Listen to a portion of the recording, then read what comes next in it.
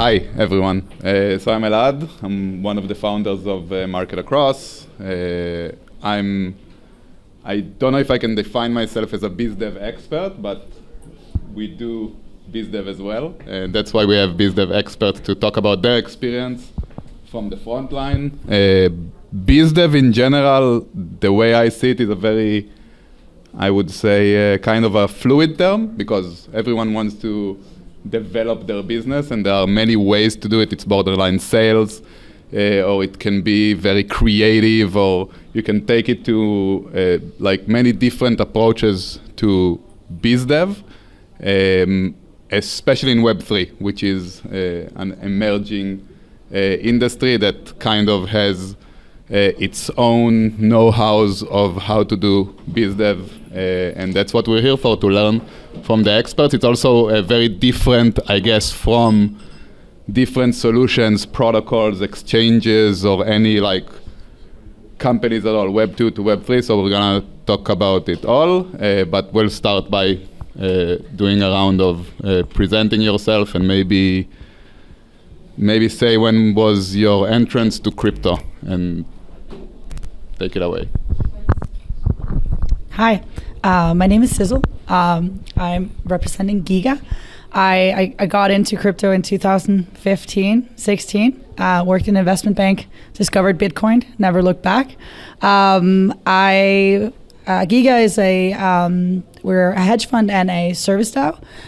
We invest in DAO infrastructure, and we then help the companies that we invest in by working alongside them on leveraging their ecosystem, building out their marketing, their branding, all those things that you might not think about if you're a highly technical product.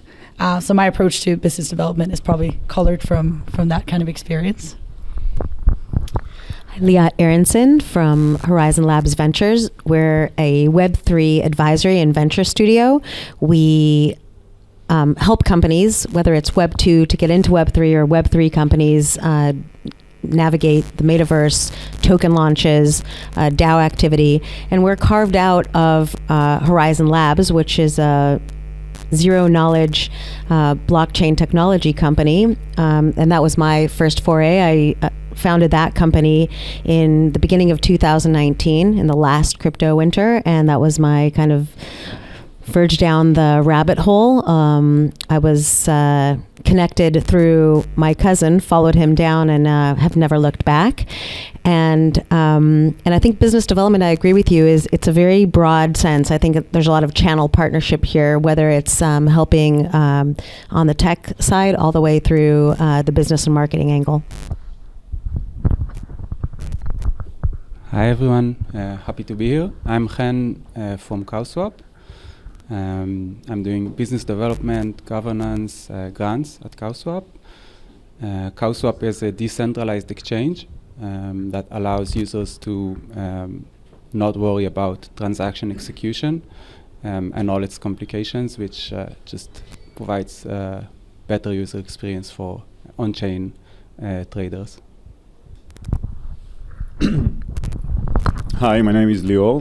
I'm heading the platform at Collider Ventures. The platform is basically our post-investment support to our portfolio companies. So we are taking it very seriously to be involved with the companies we invest in.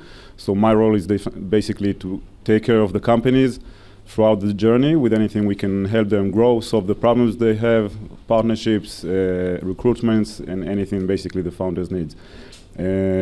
My journey into crypto started like full-time in 2018. Previously, I've been a CFO of a subsidiary of HP in Israel, but once I fell in love in this space, I decided that I have to try it and move full-time to practice in the DAO space. So I started with the DAO Stack, which was a project building DAO governance infrastructure, and since then been involved with doing biz dev growth to different DAOs in the space. And so basically, my experience kind of coming from both from the DAO space, but also now from the venture side and the investment side. So. Thank you, sir. So as we said, business development in general can be a very fluid term. I think that one of the most important questions is what is BizDev in your eyes? And I'll combine it with, are there any differences between BizDev roles between different organizations? Because you guys are representing actually like DeFi platforms, VCs, protocols, advisories. Like, how do you see the differences between these, and how would you define BizDev as a whole?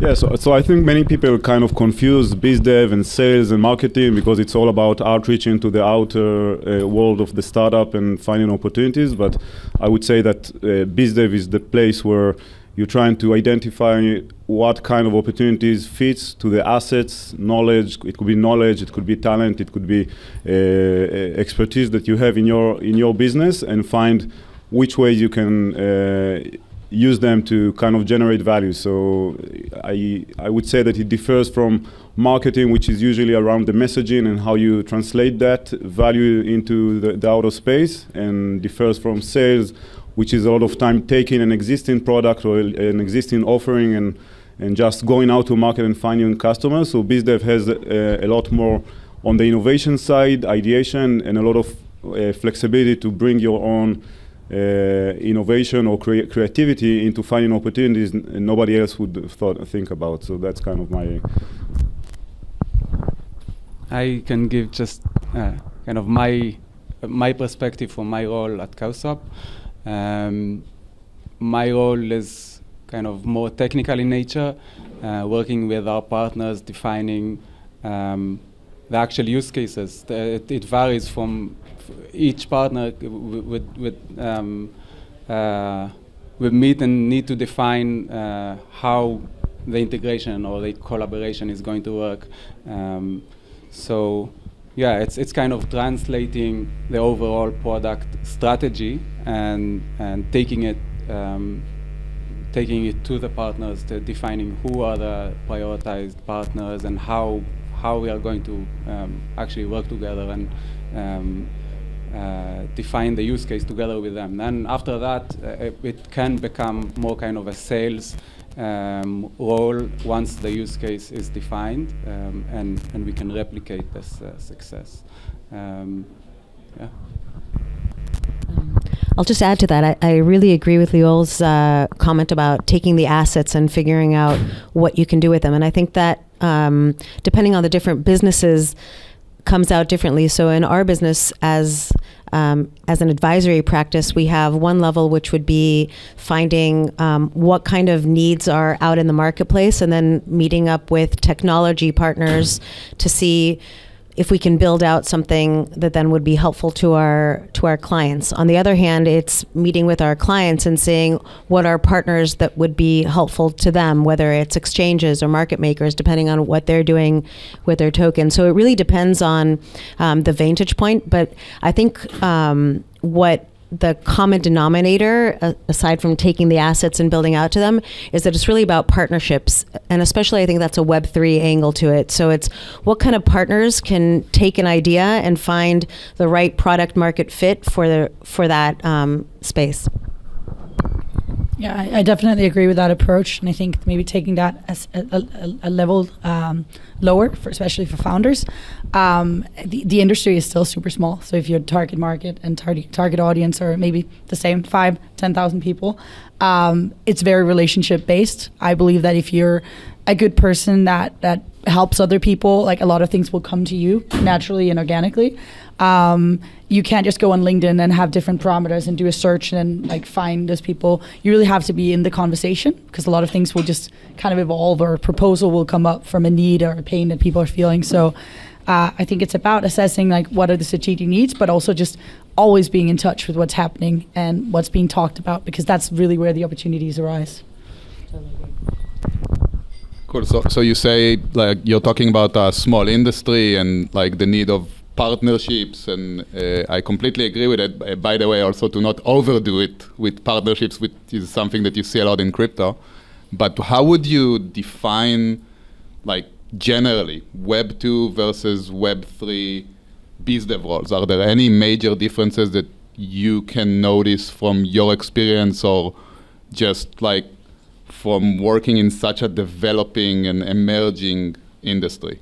How would you go back to Web 2? Because I guess Web 2 is very much or much more users oriented, right? And Web 3, a lot of the criticism is that there are not a lot of actual users and a lot of speculators, and that's another thing that you should take into account when you do any kind of action in that industry. So how would you define that, and how does it affect the work? Because sometimes maybe you can do a really good job, but the macro environment or a token is dumping like crazy. And how does it affect your work, and how would you define the differences?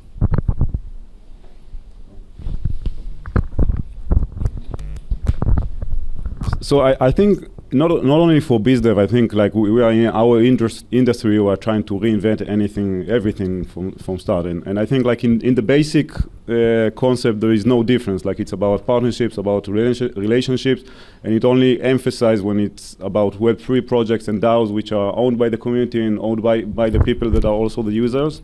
So I think the basic common denominator that it's all about the relationship. Now, what differs it from Web 2, that a lot of time you would say the cycle to get to the decision makers is much more complex, because sometimes it's not just a CEO or just a founding team. Sometimes you have a community, you have investors, and you need to be first well aware of who are the stakeholders in the project or DAO that you want to engage with, and what is the best way to reach out to them, and that could make it much more complex. So being aware of the structure of the organization you are reaching out to is super important, but nevertheless, it's always about starting by creating this initial relationship. Even if it's a DAO, it's always good to have this personal relationship with prominent people in the community or in the founding team or in the investors, because that's always the foot in the door to get that, okay, this is a legit opportunity and let's explore it further. So that's always important, I think.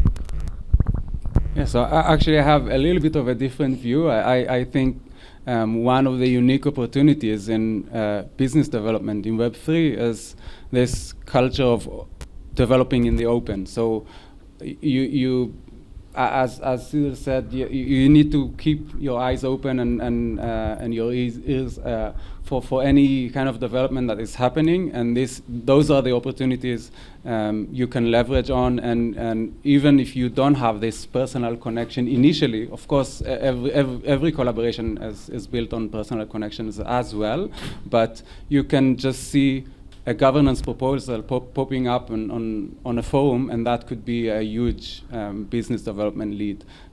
So I think this is an important difference from maybe Web3 to other business development. Maybe I would just add that from as a person that was behind a lot of this proposal in the forum, I know how it is when you.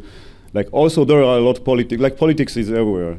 Even if it's DAO and it's all good and we are democratic and everything. But even if you go to a forum, it's always good that you've been speaking to the influence people, maybe to vouch for you, or maybe because definitely I don't want to disencourage anyone that is not connected to anyone, because you have to start somewhere. But it's always think about that.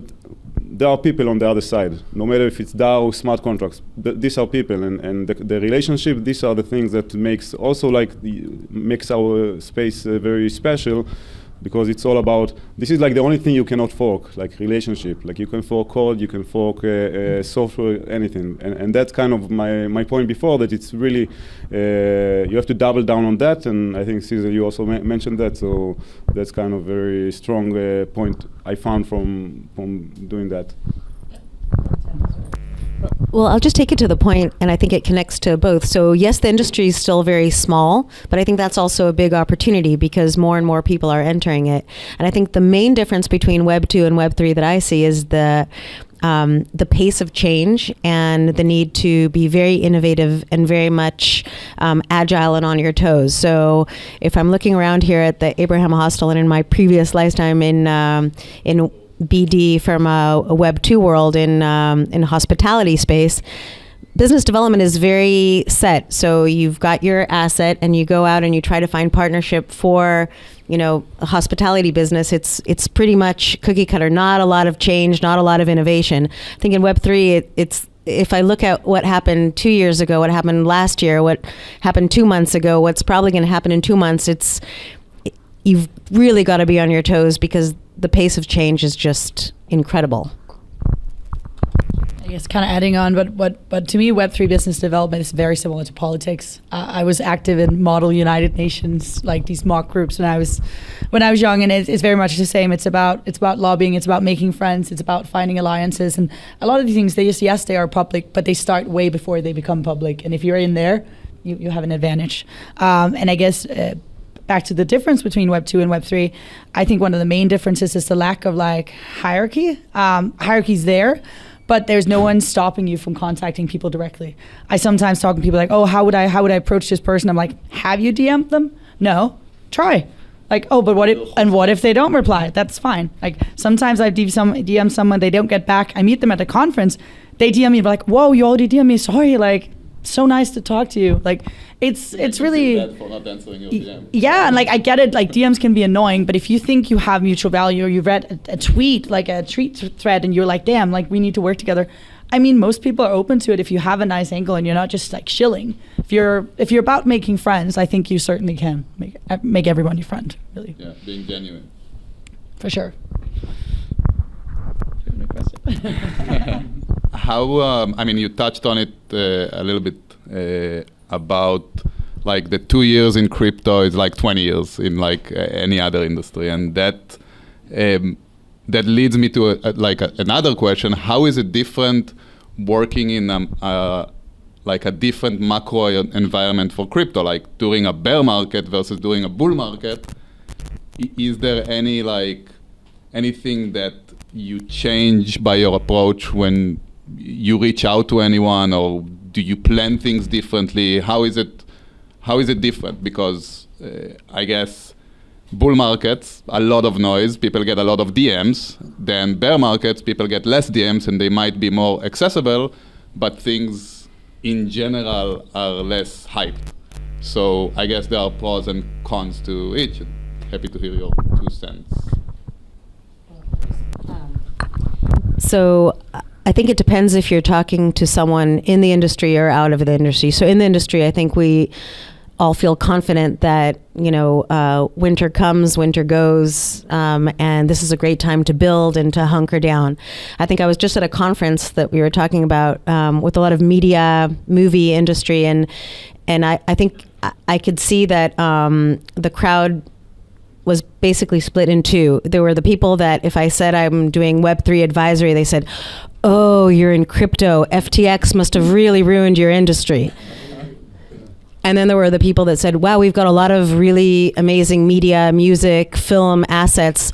What can we do in Web3? We understand we're not there yet. We understand it's going to take time, but we'd love to hear what we can do. So I think it really depends on that.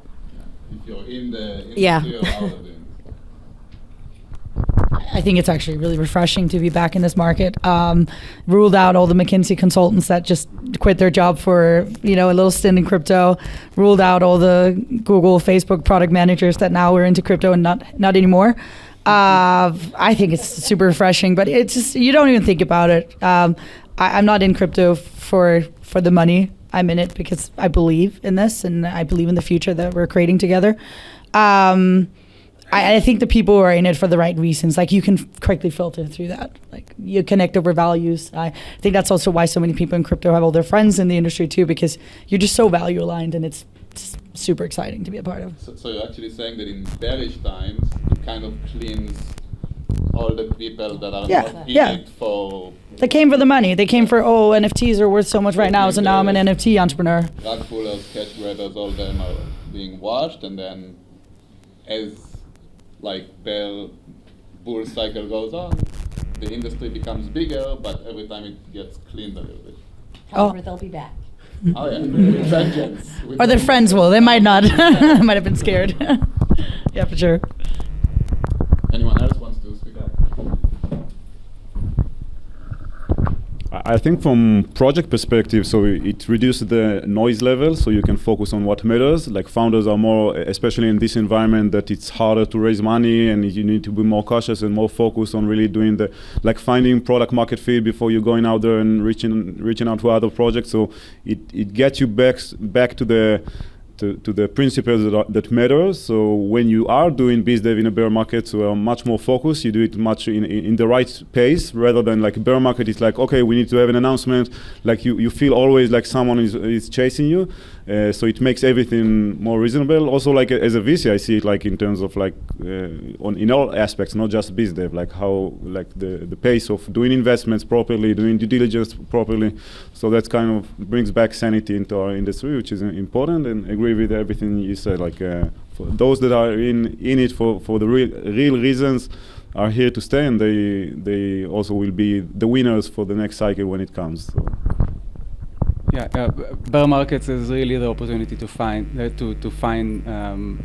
good partners with much less noise. Although, actually, personally, this time I feel like there's still a lot of noise. I don't know if it's a bad signal because we are not over, or or because the industry just got a lot since last time. So I don't know. Or it's just us stuck in an echo chamber talking to ourselves. Yeah. There's an echo. Yeah. So right now, obviously, we're in like a shallow market time and a bear trend. I mean, who knows? Maybe we're already on the way up, or it's going to be like a long winter. Nobody knows. But right now, I guess from a biz dev perspective, you're treating it as it's a bear market because there's less attention, less noise, like less plebs that are joining trying to join the party. What would you say is like, and again, it's like each and every one of you is doing biz dev for a little bit of a different type of solution or company. What would you say is like your number one tip, or what are you mostly focusing on right now that you would say that most of your efforts are directed to? Think about it.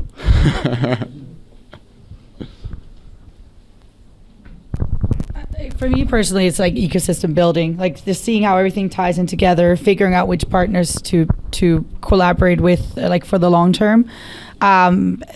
Particularly one of the clients I'm working with is very much a chicken or egg kind of thing. Like, DAOs want DAO tooling want DAOs, or investors want founders want investors.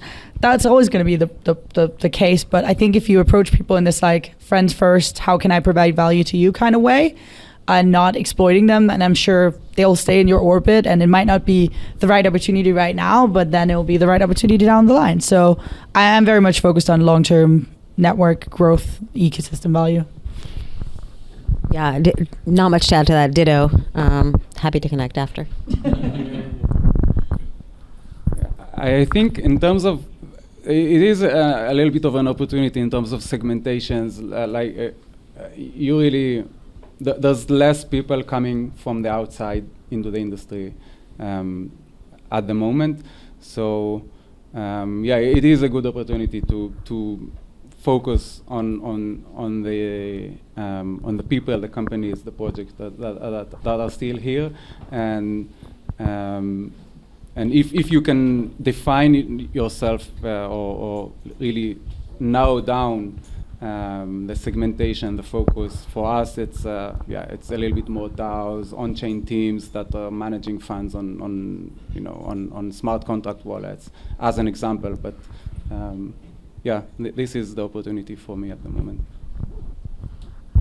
Yeah, pretty much agreed. So it's basically like I said before, like less noise. You have more time to look at the really deep into what matters, and focus your efforts on the places where you see that you have the best opportunities to create real value, rather than just partner or do some collaboration just for the PR or something like that. So founders have much more mindshare to kind of discuss that, so it gives you much more opportunity to get into deeper relationship, which later can grow to more opportunities. But these days, like you have more, if you already have the relationship, so it's the right time to kind of invest in maturing them into actual value to both projects or whatever. Like I'm doing mostly for our portfolio company, so it's between projects, but there are also different types of collaborations that are forming these days. So.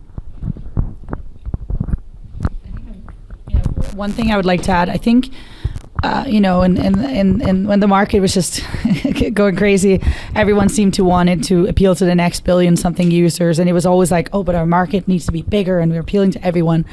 I think the smart thing right now is appeal to like your target niche audience and do that really, really well. And that might be a tiny, tiny audience, but if you don't nail them, you're not going to be able to grow. Similarly, you could look at Amazon. Amazon did not start as Amazon. They targeted a small niche. They're selling books, and I think that's one of the kind of mistakes that I see a lot of founders at least do, is that they're just like, no, but everyone can use us. It's not just the NFT creators, it's also these people, and that's great. But who actually cares about you right now? It's a little bit to think about. And you said and again, you mentioned users, and yeah, there are users in Web3, obviously, but there are also investors. How do you manage a community? And again, it can be like a bear market, bull market question, but not necessarily. It's just something that in Web2, usually, you're not really concerned about. So marketing to investors or like any kind of biz dev play that have investors in the background, what do you make of it? Do you completely, you can't completely ignore it, right? But you also can't do anything to actively push a price or anything, but you need to still answer the questions of the community, and you need to be there, and you need to also explain that the price is not everything, but then a lot of people, especially in bull markets, are there for the price because they disappear when the prices are down. So how do you acknowledge that, or how do you play that game? I'm not sure about the answer to that, but I will just say there's definitely something about very zen about being in crypto projects, in the sense that you can't get too excited when the price is up. You can't get too bummed when the price is low. It's really more about what is this project doing, and what is the deeper value of what's going to be done.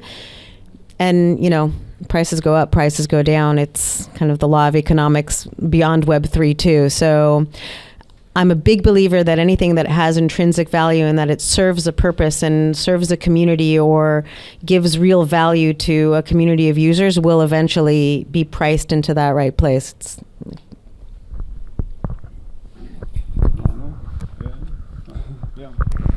I think, I'm really don't, like Liat said, like prices are not reflective of anything, like not when they're going up and not when they're going down. Like if there is solid teams and technologies behind, that's what matters. And when you're doing business for a project, so this is what you care about. Of course, the environment can make your life easier or harder, but you just need to ignore it, and that will be also appreciated by the other side, that when you talk business, you talk technology, those other kind of factors are really not relevant. And probably if the conversation is around token price, or probably this is not the right partner or the right collaboration you want, because if you are a builder for the long run, those are not. It's like we were speaking before about you don't have it in like the traditional Web2 market. Like you do have some companies traded and everything, and those companies do not look at the stock price every day and dictate their efforts based on the stock. Yes, it does matter longer term, like if the company accumulates value and grow, but for the purpose you're doing this biz dev efforts, you're looking at the content, not just the prices, which are just noise. Yeah, I think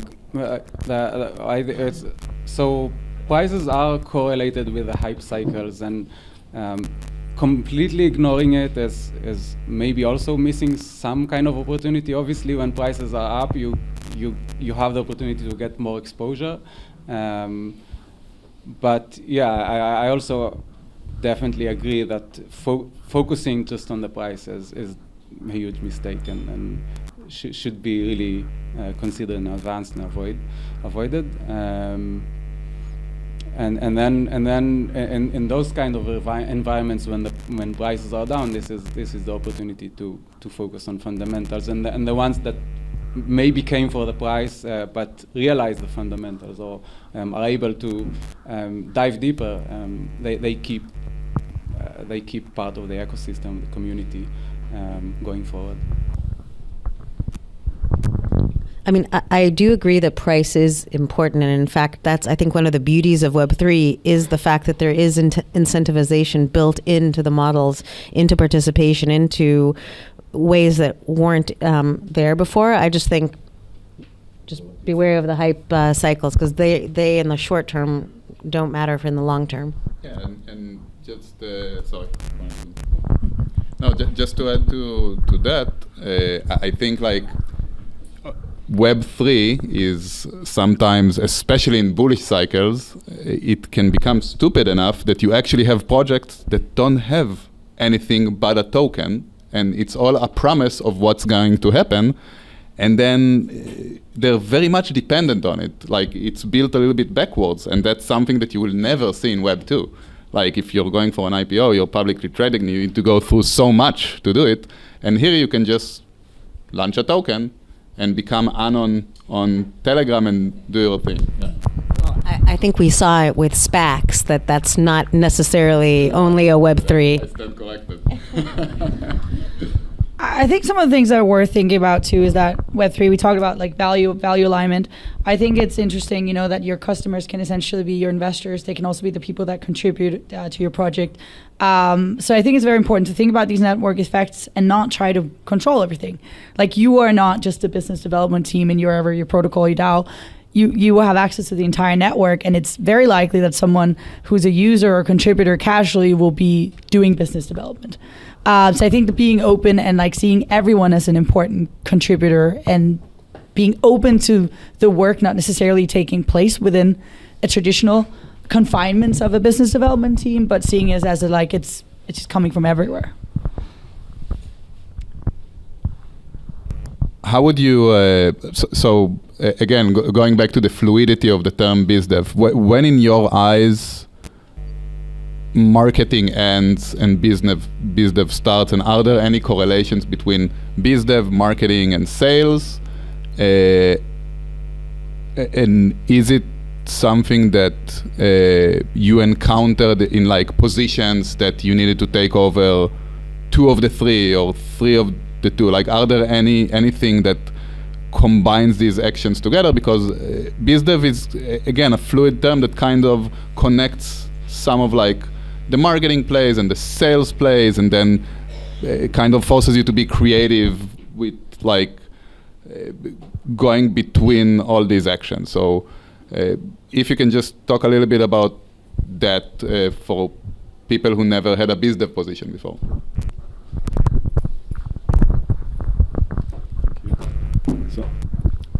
So I think, like, first they can coexist, and they should coexist. Depends on the kind of stage of the project, and for sure you want to make sure that you have. So marketing is also like you have a lot of different marketing types. You do like brand marketing when you just want your name to be out there. You have like specific marketing to do conversion of customers and users, and you have sometimes just filling up the funnel with potential users. So it really depends. So I think that whole spectrum is where when you know what is your value proposition, you know what is your offering, and the efforts to reach to your customer, and how you do it like in the cheapest way, in the best efficient way. And BizDev is always, when you have a proposition, is how you enhance it, or how can you take it to another verticals, new markets, or new offerings that kind of could be aligned or vertical to the same offering. So I would say like there is always like dynamic between the two, and you always have to iterate in order to make sure that your messaging is aligned to the direction you take on the BizDev side, and vice versa. I'll talk from my experience specifically. I think the line is a little bit blurry, and it's important to play into specific person strength, and then like if you have a marketing position, business development position, still like responsibilities can be managed based on the strength of the people that you find for those roles. But yeah, of course, generally, I view marketing more as the implementing the B2C strategy, or as you said, the use cases that are already defined, and BizDev is a little bit more bespoke. You talk to people, you need to work with them to define the exact details of how it's going to work. And maybe just to add, you remind me that sometimes as a biz developer, you're missing the marketing material, like kind of what is the content that helps me convey the message. And sometimes, so you do find yourself, especially in like small early stage startups, that you don't have like a full team, that you need to cover all of this. So sometimes you need to write the narrative yourself, like participate in panels or participate in podcasts, just to convey the messages that later on you can use when you are trying to promote some kind of initiative. So it is like very agile, that you need to be able to cover different aspects of both marketing and biz dev while doing this work. Yeah, I'm not really trying to distinguish that much, but I guess the way we work is that we are very fluid in our teams and our needs. Like, we bring in people that might not be full-time contributors in any way if they're really good at one particular thing. Because I think, especially in the DAO space, a lot of DAOs make the mistake of just trying to hire, like, be the best at everything, and like nobody will ever be the best at everything, and then you can't spend your efforts like building a product. So I think having that open mind and being very fluid with your resources and your contributors is usually a good thing if people at least value align with you. We don't have a lot of time left, so I guess my last question would be, if you had one tip to give to someone who wants to ace BizDev, what would that be? Pay it forward. I absolutely agree with that. I think the world is small enough in the wide world, and certainly in Web3, so pay it forward, do good, and don't wait for things to be transactional. It's a much more relational world. Yeah, so in order to add something new, I'll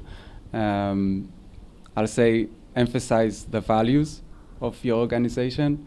In Web3, I think a lot of the activity, a lot of the builders are values driven, and this is what creates the connections. Yeah, 100% with everything you said. Like, be genuine. I think, like, if you think for the long run, work on building the relationship, consider them as long-term relationship, even if you don't have like short-term gains. They shouldn't have, like, networking is not about having short-term gains. It's about building your network that eventually some things pay out. And I think Web3 is really showcasing these values. I think, like, the people you meet in conferences, in peers in your work, are people that kind of share these values. And I think this is also how our industry grows into the positive directions that we want to take it, rather than those that we mentioned, like price driven, is by kind of working on this, because this is kind of this is the network, this is the liquidity of relationship and values that move the industry forward.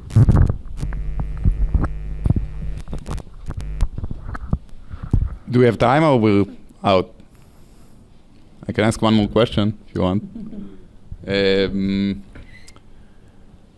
Let's talk about something that's a little bit out of Web3, but now is going to be a part of all our lives, and that's AI and whatever's happening with ChatGPT and all that. Just your 2 cents about how that will change BizDev as a whole. Will it change BizDev? Are the fundamentals, you said it's a lot about relationships, and that's something that I guess won't be changed by AI. I'm not sure, but what are your thoughts about, I mean, outreach, for example? That's something that's going to change, because, right now you need to write everything yourself, and now you have an assistant that might do it better, especially in the future. How do you see that? Just short and sweet. I think just underscores the need for empathy and like human connection. You can automate a lot of your flow, like text, for example, but in my opinion, the mass emails and the mass messages, it just doesn't work. So build those relationships and then use AI to do all the boring things that you now have to do less of because you'll have more time. So you see it as a benefit. And I connect to that. And in fact, what's exciting to me about generative AI is that it could be a potentially great use case for what blockchain can do in terms of provenance and origin. So I'm not even going into how it's going to take over my job. Yeah, but I don't have any expertise in that, so I don't know. Yeah. No, but I think this is like the same narrative we are speaking across this panel, that just emphasize why relationships are important, because ChatGPT cannot kind of mimic this personal. This is like relationship is the only thing that doesn't scale. Like you have technology that scales with the formation of relationship is something that is biologically inherent, like thousands of years. So it's not something that can easily be accelerated like other things. So you can do a startup with one person, but the relationship takes time. So this is kind of, for me, the defensibility of the business. I do have relationships with Anons. I don't know their real names. I don't know their face. I don't know anything but what they write to me in the chat. So why wouldn't they?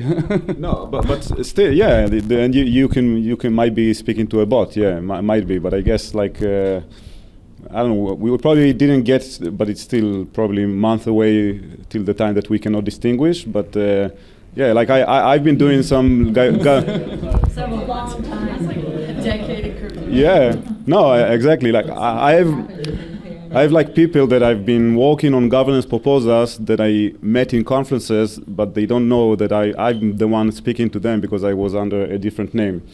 But yeah, it was fun, kind of speaking to a person. But so yeah, weird stuff happens in crypto. Thank you very much for sharing the knowledge, and if any of you want to ask anything, feel free. I'm not sure how much time we have left. I think we're done. Thank you very much.